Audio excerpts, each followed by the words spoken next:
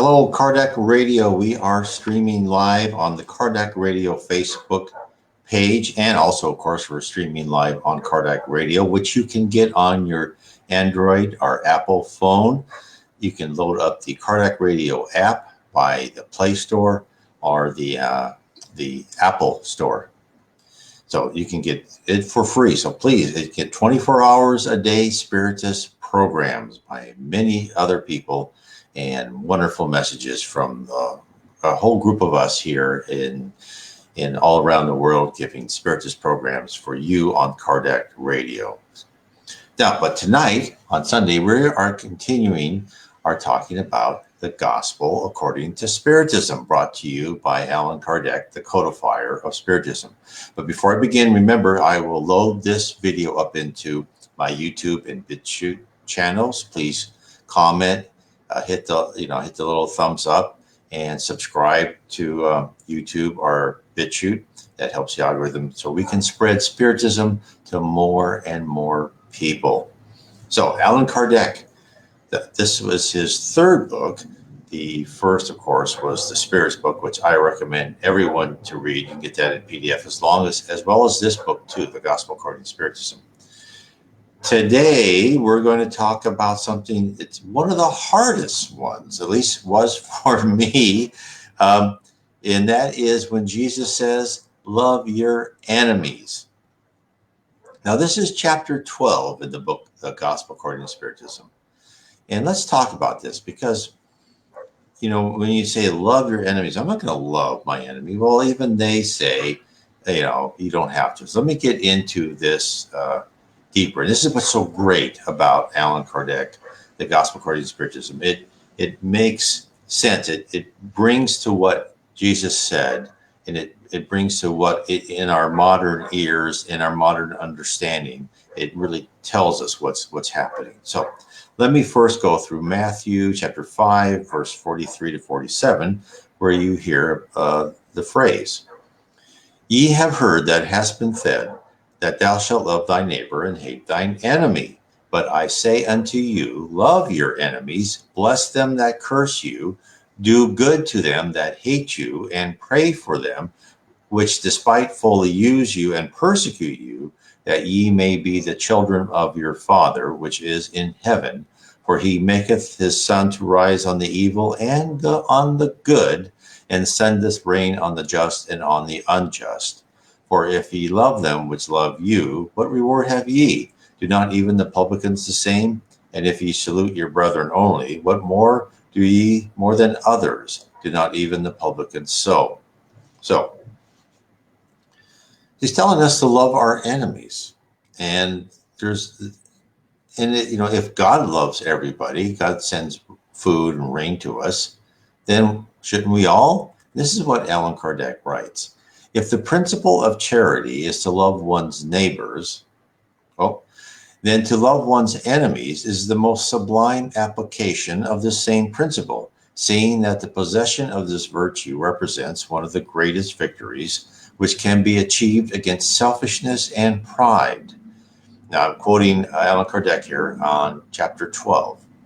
I'll continue. However, there is usually a misunderstanding in relation to the meaning of the word love in this situation. When he spoke, Jesus did not mean that each one of us should have the same tenderness for an enemy as would be felt for a brother, sister, or friend. Tenderness presupposes confidence. Well, no one can deposit confidence in another person knowing that they bear malice. No one can show effusive friendship knowing that the other person is likely to abuse the situation. Between people who have no confidence among themselves, there cannot be the same manifestations of a sympathy which exists between those who share the same ideas. In short, no one can feel the same pleasure when they are with an enemy as they would felt when in the company of a friend. The diversity of feelings in these two very different circumstances is the result of a physical law, which is the assimilation and repulsion of vibrations. An evil thought produces a vibrationary current, which causes an unpleasant situation, an impression. A good thought encompasses us with very agreeable emanation. This is the reason for the different sensations which are experienced on the approximation of a friend or an enemy. So we stop there for a second. So he tells us a lot of things in here. And first, to love, he's not saying you have to love like, oh, I love you, I'll do anything for you. And he hasn't gotten what the difference is in yet, but he's already taken that off the table. The second interesting thing is that, yes, with someone, you somehow you pick up when someone doesn't like you, and somehow you also pick up when someone does like you. And that is because, he says, an evil thought produces a vibrationary current, also a good thought. It shows you that in our minds, that we radiate our thoughts throughout the universe constantly, right? As I've talked about this before, all our thoughts are tagged with our unique ID. Our ID, like a RFID chip, right? It's tagged with that ID, or like your cell phone. Whenever you call your cell phone, your number's in there and it goes to whatever person you're calling from tower to tower to tower. Well, your thoughts do the same.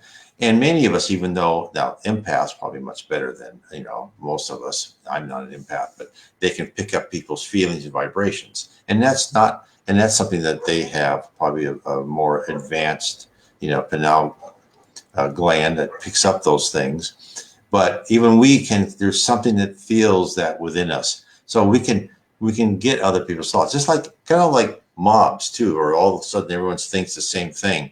And it's not just all visual cues. It's something that's in the subconscious that we kind of understand, but we don't really, comprehend like we should. So this happens, right? You will see someone or know someone and you get an instant dislike. Now, a lot of that also comes from a past life experience with your instinct, right?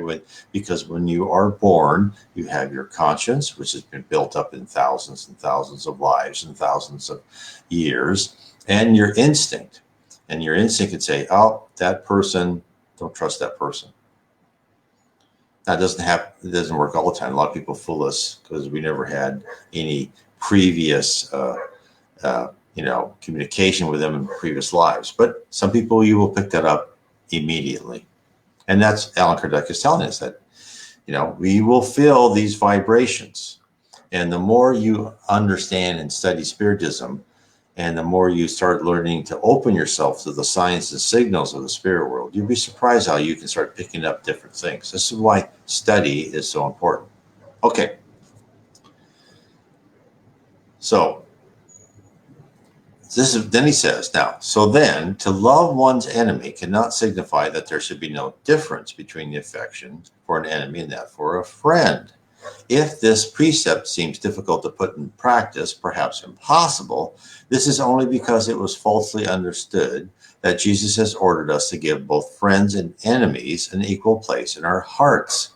Seeing that the restrictions of the human language oblige us to use the same term to express different shades of a sentiment, it is then necessary to establish these differences according to the various cases. Therefore, this is what Allan Kardec has written, to love one's enemies does not mean showing affection, which would not be within our nature, as contact with an enemy makes our heart beat in an entirely different manner to the way it beats on contact with a friend. To love one's enemy means we should not hate nor bear rancor against them. Now, this is the important part.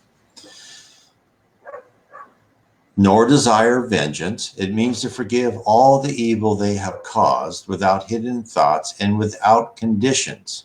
It means to not put obstacles in the way of a reconciliation and to wish them well instead of bad things. It is to feel joy instead of regret at the good things that may come their way, to help them whenever possible, and to abstain by words or acts from everything which might prejudice them. Finally, it means to always return goodness for evil without any intention to humiliate. Whoever can proceed in this manner fulfills the condition of the commandment, love your enemies. Now, this is wonderful advice. And this is what it is forgive the evils they do to you. So let's look at this for a second. And let's go here. Let's talk about karma.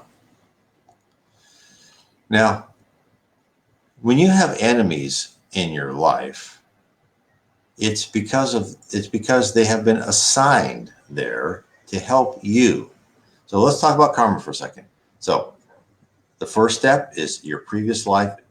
Everything is recorded. It's like right now it's recorded. Everything, every detail, every thought.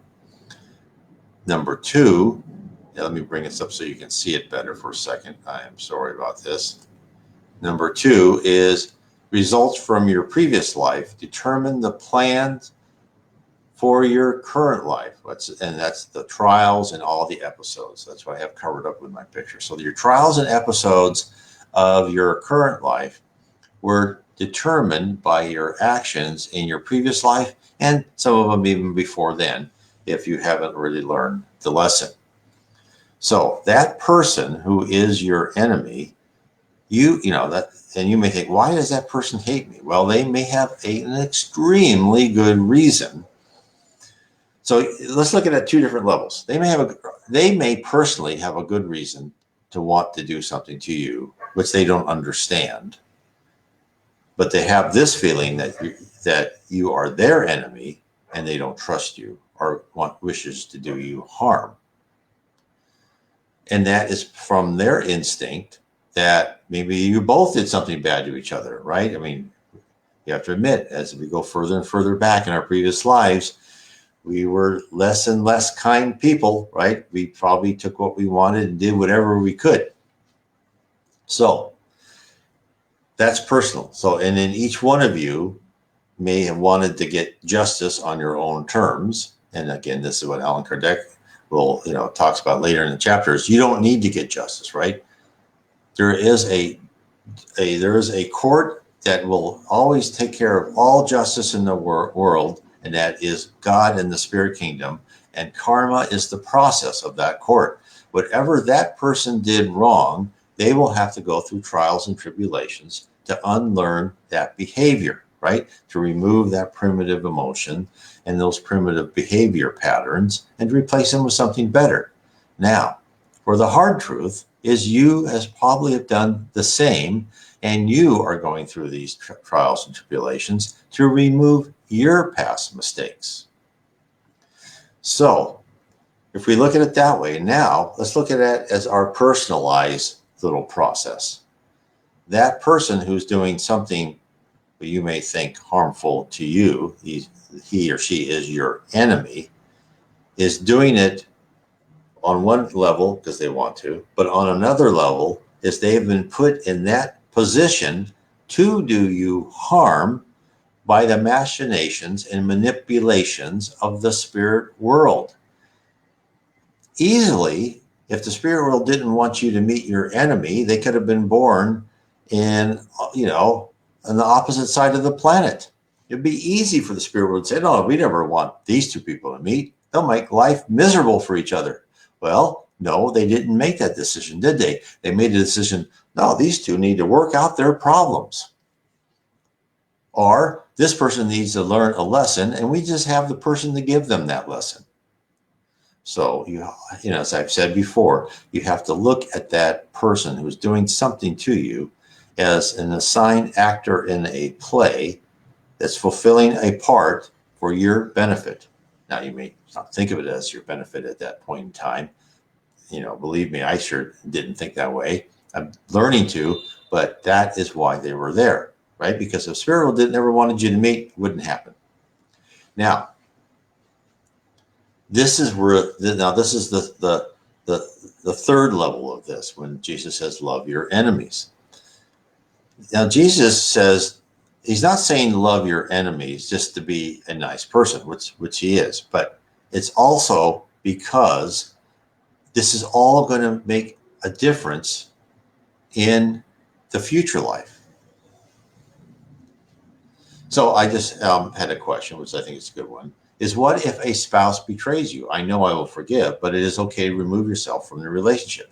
Exactly. That's exactly what Allan Kardec said is let me just quote this again, because that's a very good question. And that's a perfect thing if someone does what your harm is. It means to love one's enemy means we should not hate nor bear rancor against them, nor desire vengeance. It means to forgive this. I'm quoting Allan Kardec. It means to forgive all evil they have caused. It means not to put obstacles in the way of reconciliation, to wish them well. So now he's not saying, oh no, you have to invite them for lunch whenever and go over to their, no, you don't, you can remove yourself. And in fact, I tell that to many people is, if you're going through a bad divorce or relationship, don't say bad things about that other person, especially if you have children. Just treat them professionally. And of course, we talked about that when the meek shall inherit the earth. What they're really talking about is you handle stressful situations. And when Jesus said meek, it really means that you handle in a calm, precise manner. With you focus your energies, right? You can become indignant, but you don't become angry. So that's what that means. So, and that is important because let's say your previous life, probably, I hate to say this, but whatever that husband or wife did to you, guess what? You probably did to someone else, maybe the same person, who knows? But these are learning experiences. So, you just kind of have to laugh about them. You go, oh well.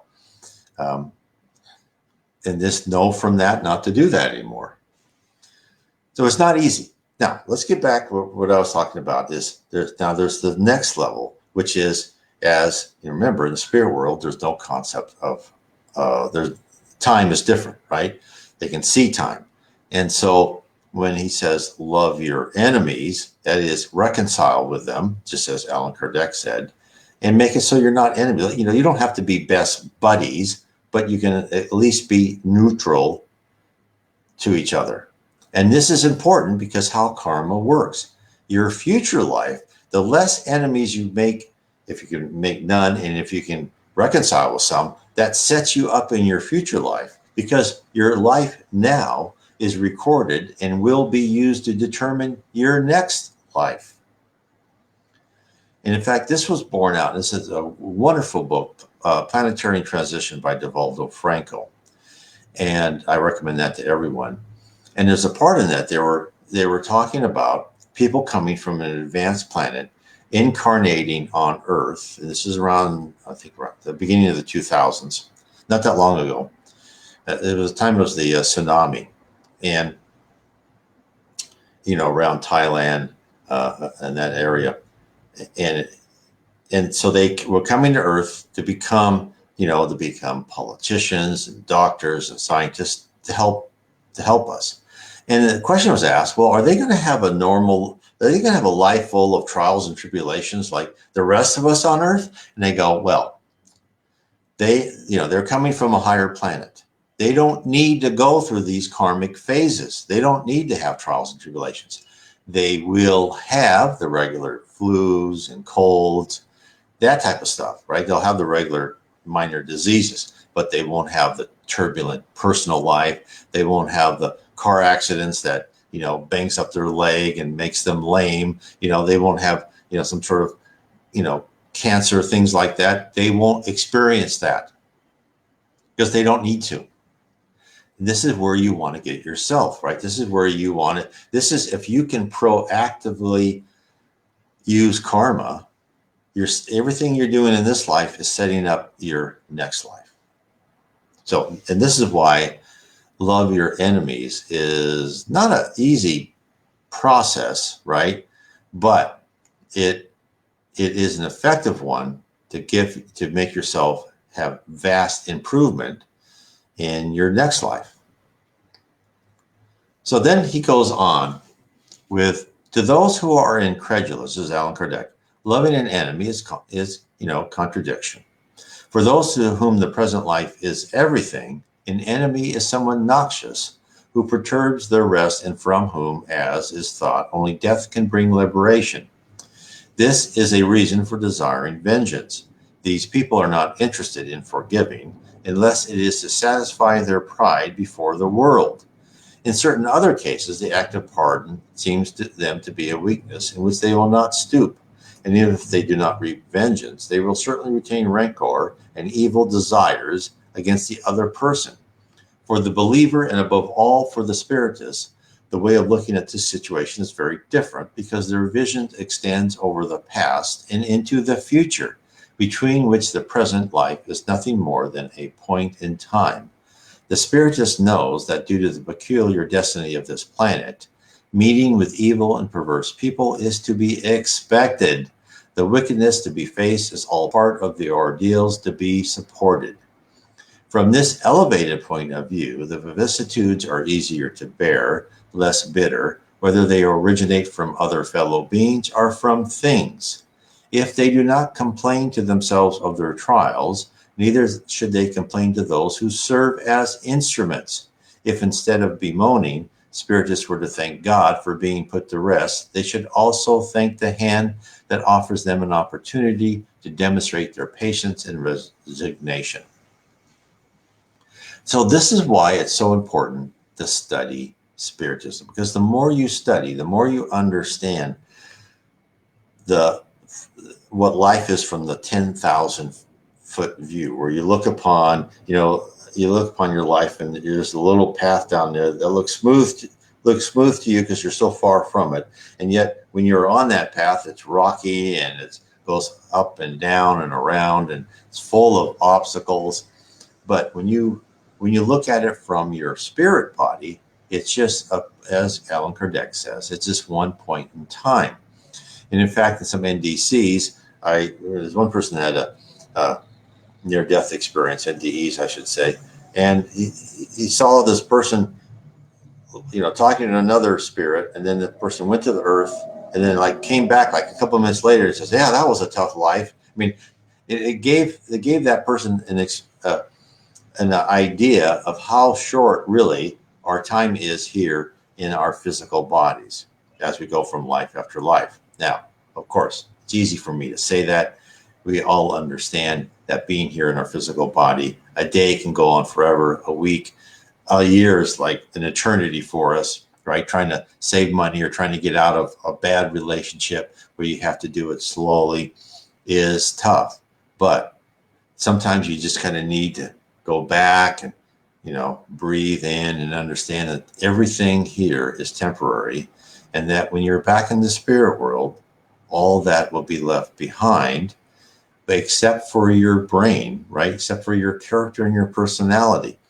And this is why it's so important, as Allan Kardec says, is don't show them rancor, don't be mean to them. And if you can get to the point where, it's good to get to the point where you don't say anything bad, right? If you just keep your mouth shut, don't have bad gossip, that stuff is great. But if you can actually get to the point where in your mind, for that person who betrayed you or the person that caused you, bad time at work, is say, look, okay, God bless you. I hope things go well for you. I know you're being used for a purpose for my learning, and I hope everything's good. But I just, hopefully I can stay away from you, right? But I don't wish you anything bad. If you can replace your thoughts with that, you have made a major victory on earth. If you can get to that point, you are so far above what most other people on this planet. Because besides, look, let's think of this for a second. Think how you were as a teenager or a young adult and someone did something bad to you. Now, hopefully many of you aren't like this, but I was, is you would spend your time thinking how to get revenge and how you hated that person, and you would daydream about all of this. And it's all garbage, right? It doesn't help you. It just makes you a lesser person. But that's what you would spend your time on. You ruin your time, and you did nothing but send bad thoughts to the other person, so then they probably even feel even more, against you. So this is why, if you can really change the way your brain's wired, it is amazing victory for you. Now, I'll carry on with what Allan Kardec says, as he says things much better than I do. The Spiritist still has other motives for being indulgent towards his enemies. Yeah. In the first place, he knows that evil is not the permanent condition of mankind. This occurs due to the temporary state of imperfection. And just as children correct themselves of their defects, so the evil man or woman will one day recognize their errors and so gradually become good people. The Spiritist also knows that death is only a relief from the material presence of the enemy, because this enemy can continue to pursue with hate even after excuse me, even after leaving the earth. They also know that the vengeance, let me drink some water here,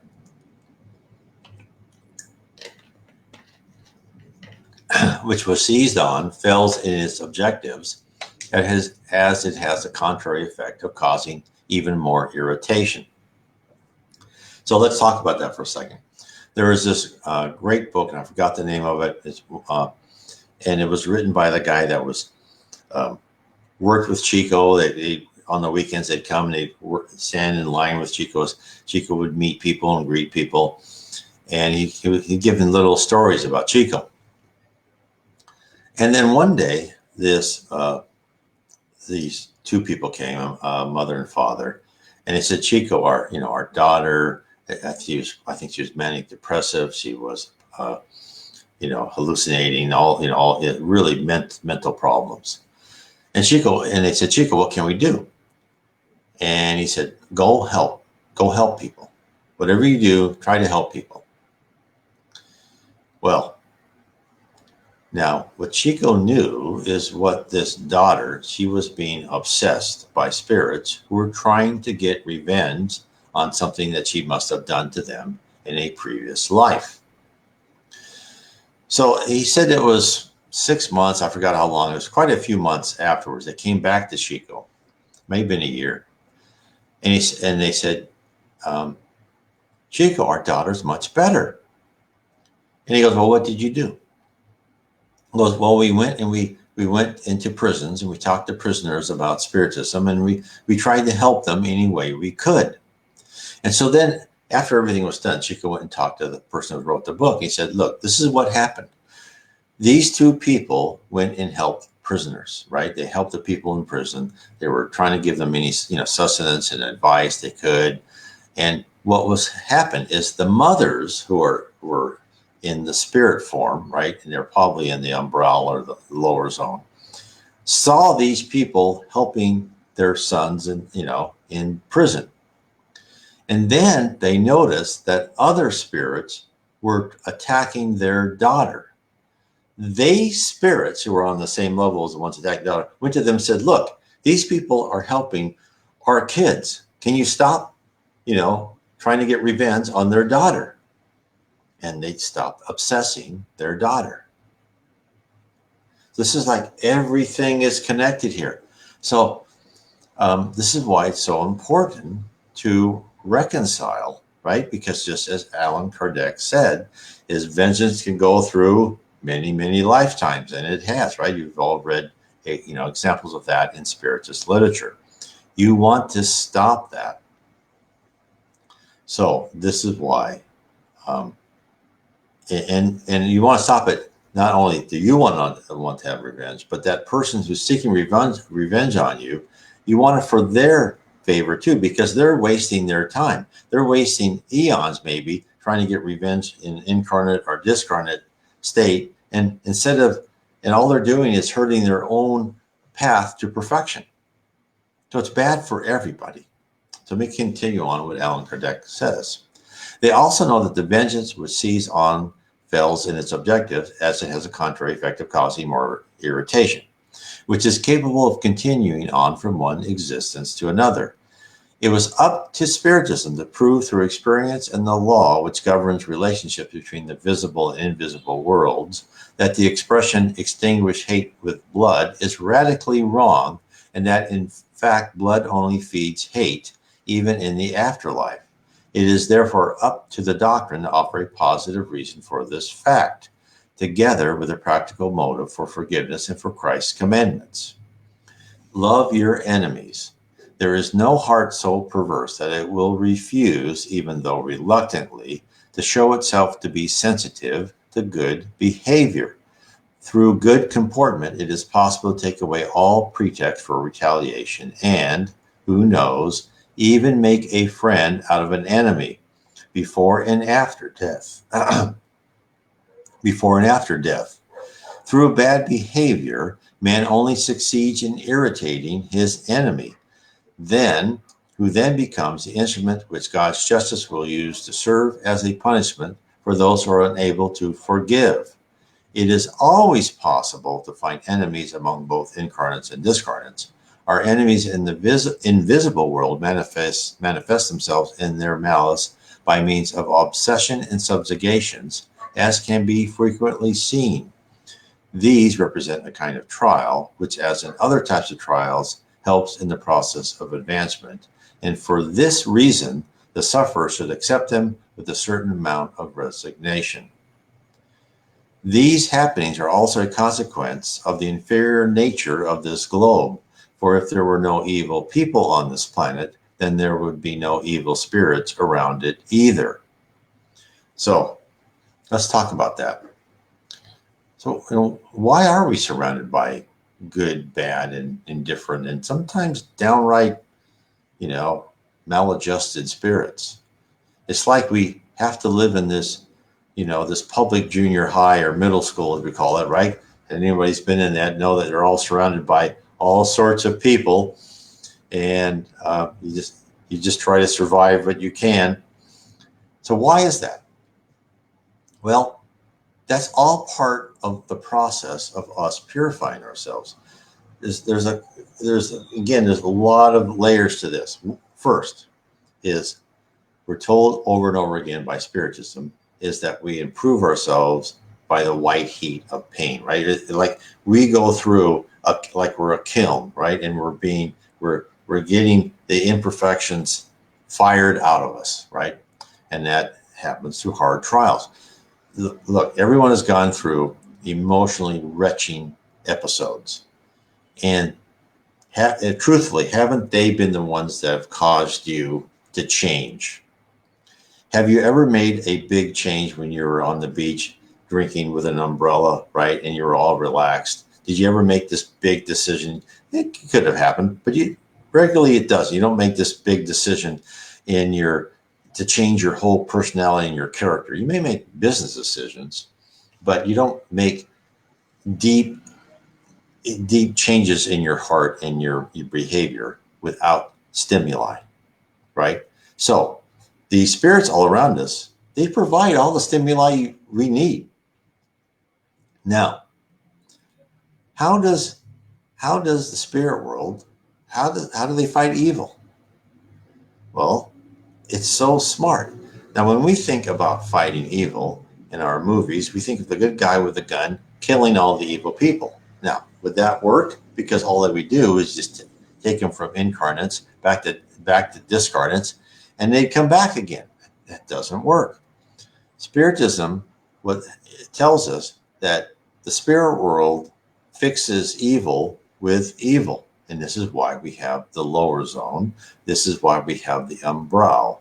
When these people who were very bad on Earth, they go where people, because of the law of affinity, right? Because if you look at the law, the karma and the law of affinity, those things really work well. So the law of affinity, based upon our karma that we accumulated in our life, places us where we should be in the spirit world. So if you were a pretty rotten person, you took advantage of others, you didn't care, you treated people like dirt, well, guess what? You don't deserve to be in heaven, of course. You go somewhere where you're going to be treated just like you've treated other people. And just like everyone else on earth, there's always someone superior to you. And so these people who were probably little dictators in their own little personal life now go to where there is a very bad person in charge of a city or whatever they're in to treat them like they treated others. Now, it's not there forever, right? There's no eternal hell, but they will experience what it was like to be that mean to other people because other people would be that mean to them. They will eventually change their attitude and say, no, this is not the way I want to live. Hence, evil is, yes, it's like someone commented, like a refiner's fire. Exactly. You're taking out, that's a really good way you're taking out impurities, right? You're removing impurities. And that's what's happening. And so it happens here in our physical world, also happens in the spirit world. Now, we are told that if you really want to change your character, the best place to do it is here on earth, because we're set up to be these kind of emotional antennas, and we really get the stimuli is very effective. Now, if you can get so far and you're out on one of the levels of heaven, quite frankly, right, you're doing a job you love, you're with people who are nice to you, but you still have defects in your personality, right? Because this is a long process to purify yourself. Well, it's hard to make basic changes there because your life is wonderful. So then that's why people who are in heaven, once they get in heaven, they say, okay, I'm in heaven. I'm not going to reincarnate anymore. I'm done. Well, and of course, you don't have to reincarnate. You can stay there as long as you want. But you still have certain, bad behaviors, or maybe not the behaviors you want.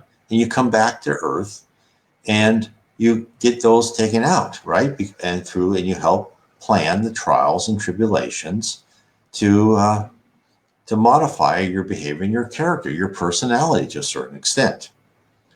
That's how this whole process works. Then people go higher and higher levels of heaven. So let me carry on with Allan Kardec says. Okay. Hence, if we are benevolent with our incarnate enemies, we should also treat those of them who are discarnate in a like manner. In days gone by, it was a custom to make bloody sacrifices of innocent victims in order to appease the hellish gods, who were none other than evil spirits. These fiendish gods followed on after the devils, who are the same thing. Spiritism shows us that these devils are merely the souls of perverse men and women who have not yet disposed of their material instincts, and that no one can succeed in appeasing them except by sacrificing the hate that exists, that is to say, by being charitable towards them. This has the effect of not only stopping them in their evil practices, but also of recovering them and bringing them back to the path of goodness, thus contributing to their salvation.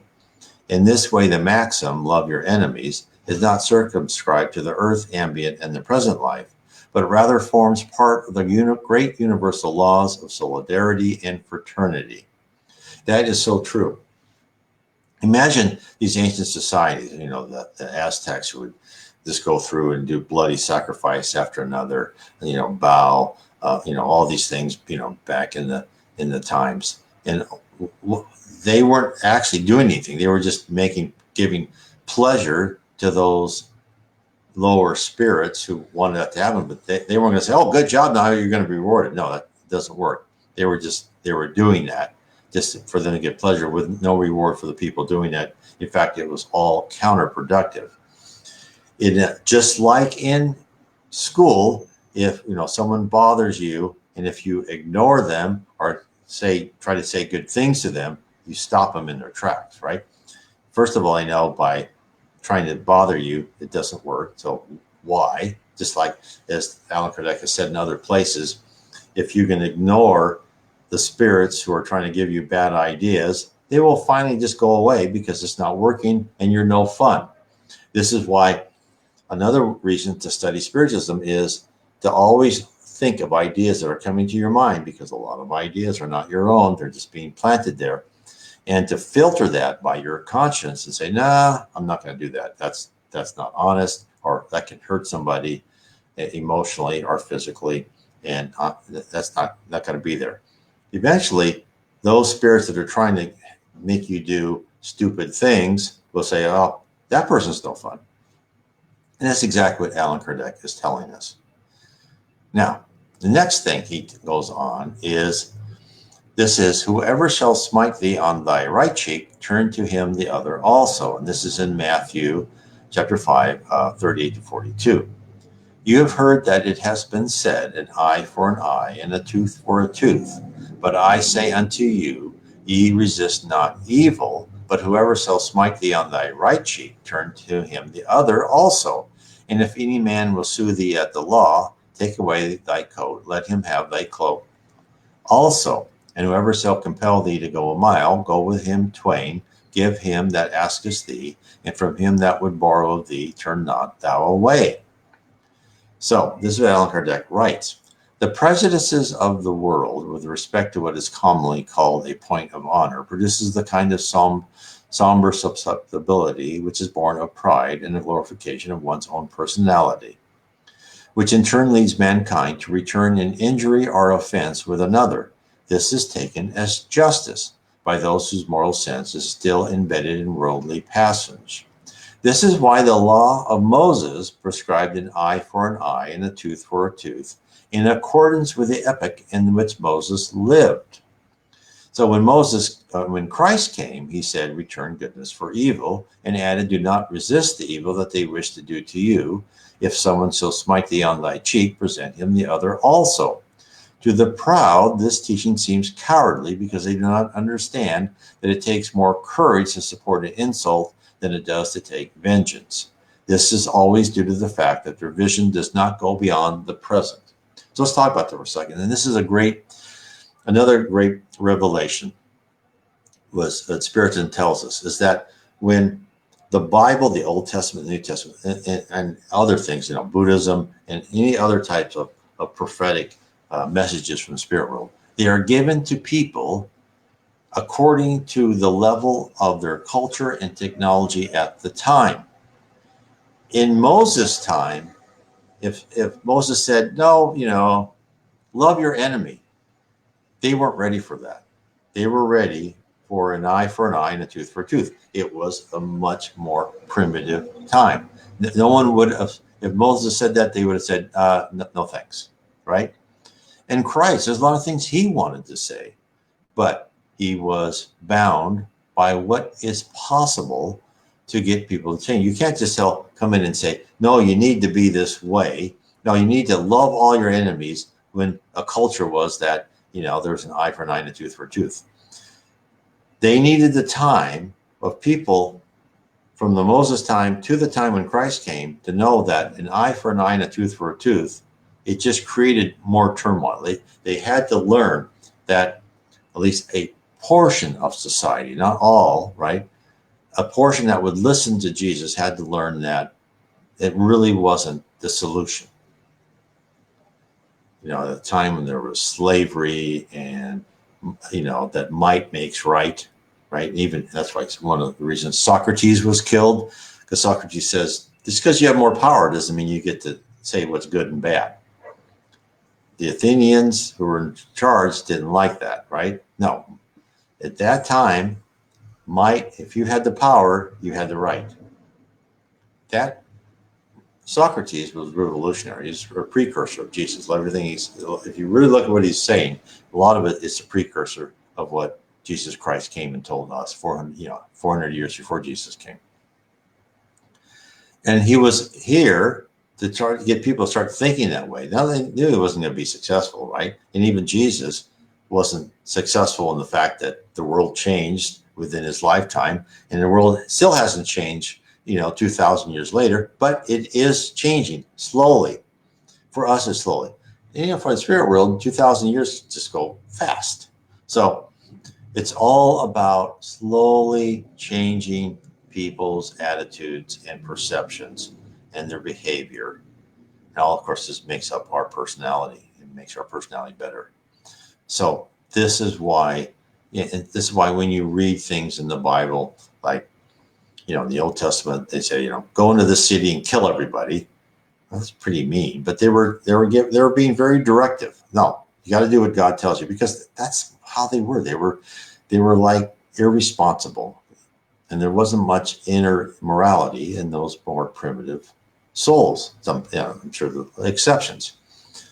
The New Testament, there's still some things that were mean that you say, but again, as the spirits tell us, the messages of love and fraternity and charity are eternal. The rest of the stuff were encased, right, to help send the message. And this is where Spiritism comes in, the third revelation, telling us that we're ready. Now look, am I going to say that Spiritism tells us everything has happened? No. And you can read all the books, by Chico Xavier, Yvonne Pereira, Devaldo Franco, Leon Denis. Even they will tell you that we're still being presented only that which we can comprehend. That I'm sure there's many things. In fact, um, uh, uh, Geraldino gave a lecture on Chico one time, and he said that in one of the books, Boundary Louise, they started talking about how people are picked. So when they go on a flight that that has an accident and everyone dies on that flight, and they started doing, they go, no, no, no, no, don't put that in the book. The people aren't ready for that. Very interesting. And think about that. So think about how our life is really kind of, I hate to use the word, but manipulated in such a degree, because again, they always tell us we have free will. Our free will is really more of our attitude right now on this planet. We'll have much more free will as we go higher and higher planets. But think of that. And you always think, and you always hear if someone gets on a plane, or someone was going to get on a plane, but somehow their alarm clock didn't work, or the taxi never showed up, or they got sick and couldn't make the trip. Well, that person was supposed to be there. It wasn't just by chance. It was, as Carl Jung, is a synchronicity. It was a plan by the Spirit, which says, is that, no, no, okay, yeah, you bought a ticket, but you're not going on that plane because you still have years of life to live. This is really eye-opening to know how we are herded, like, kindergartners who can't read, and yet they're herded around. They don't even know they're herded around. They're still playing in their own little world. It's kind of how we are, right? We think we have more power than we do, but when you understand Spiritism, you see how we're all really going through one class to another, right? And people's lives has episodes. If someone's mean to you, like, love your enemies. Well, they're going to teach us that, and we're taught that. And then we like when I was at one of my jobs, and I was like a project manager of this project, and this one woman would come, and she was like on this. They would evaluate different things and give comments, and she just tore into everybody. And the way she presented herself, it wasn't nice. It wasn't like, oh, I think this is kind of wrong. It was not nice at all. And I went through, and I said, oh, but finally I said, okay, look. And I talked to my boss. I hate her. I don't want to work with her anymore because, well, it's tough. That's why you're getting paid. So I said, okay. So then I went and she gave me so many suggestions. I said, look, I went and I talked to her. I said, look, I can't do all these suggestions. I can only do what I can do. This would take us a decade to finish this project. Can we just concentrate on some and then see how we're doing? And it really, and I never thought that she was mean as far as the factual suggestions, that she was correct, right? It can always be perfect, but as we all know, when we have a deadline, we do what we can. But I understood much better, right? And that was like one of the episodes I had to go through, is when someone criticizes your work, you can't, and this is all of us, you can't just react emotionally like, oh, I hate you, get out of my life, stop criticizing me. No, you've got to take and say, okay, what do I need to take a deep breath? What do I need to improve? And then I worked with her, and and we were friends at the end. She still never had that graceful approach. That just wasn't in her, God bless her, but she had good ideas, and she meant well. She never meant to be grading, right? It's just that, but it's just probably her upbringing or something. So that's kind of part of it is we learn that. So as we go from episode to episode, because these things all have episodes, right? And some of them overlap a bit, but it's like you talk to yourself like, oh, why can't I ever relax in my life? Well, you're not going to. You may have a week or two on vacation, but no, when that bell rings, you go to that class and you go through some sort of stimuli that's going to change your personality. And then the bell rings again. And, okay, that part did it take? Oh, no, I have to do it again next life. Oh, it took. Okay. We'll put that in your karma log. You don't have to go through that type of trial again. That's what it is. So that's how you have to look at life. You just almost have to laugh with it. And you have to look at it over, as Allan Kardec says, you have to have your vision go beyond the present. So let me finish here. And actually, we're almost done here. So love your enemies. Let me finish what Allan Kardec said. Should we take then this precept at its face value? No more than the other, which tells us to pluck out our eye when it is the cause of offense. He's talking about love your enemies. If we were to take these teachings to their final consequence, it would mean the condemnation of all restraint, even legal restraint, so leaving an open field for those who are evil by absolving them from any kind of fear. If one were to check their acts of aggression, then very quickly the good would also become their victims. The very instinct of self-preservation, being one of the laws of nature, prevents anyone from offering themselves for assassination. By enunciating this maxim, Jesus did not mean that self-defense is forbidden, but rather that he condemned vengeance. Telling us to offer the other cheek when one has been injured is merely another way of saying we must not repay evil with evil. Mankind should humbly accept everything that serves as a means of weakening his pride. There is greater glory in receiving an offense than in being the offender, of patiently suffering injustice than practicing it, in being deceived than being the deceiver, to be ruined rather than the one who causes the ruin. So what is he's saying is that, again, when you say turn the other cheek, doesn't mean we have to be, just lay over and let anybody walk over us. No, if there's a criminal, they should go to prison. But we should not hate them personally. We should say, okay, they played a part, right? And we should say, and I don't want personal revenge on that. No, that's karma will take care of that. So he's just trying to put us all in everything in place. And this is why Allan Kardec, this is why it's so effective to read the gospel according to Spiritism. So I hope this helps. And in fact, if you want to ask more questions about Spiritism, there's a site, spiritismstudy.org, and you can go here and you can make appointments with myself or others, and we'll talk any questions you have about Spiritism. No cost, no nothing. We'll set up an appointment. What will happen is I'll get an email. For instance, if you want to use me or someone else will get an email, and they'll say, okay, how do you, at what time you want to meet, and do you want to talk, via Skype or WhatsApp or Facebook Messenger, something like that, and we'll go on the path you want to go on and talking about Spiritism or talking about a certain book or whatever, which I have done with quite a few people, and I enjoy it immensely. Now, the next thing is I would also, if you'd like to learn more about the spirit world, I would recommend my book, Heaven and Below, which is the first book, a series of 3. And in fact, I have Heaven and Below and the second book, Spirits in the Spirit Universe, are out in paperback, Kindle, and now in audiobook. So you can listen to all of them. And I'm working on the third book. And of course, they are Heaven and Below, Spirits in the Spirit Universe, which talks about what our attributes, how we learn as a spirit, how we go from one level to the next level.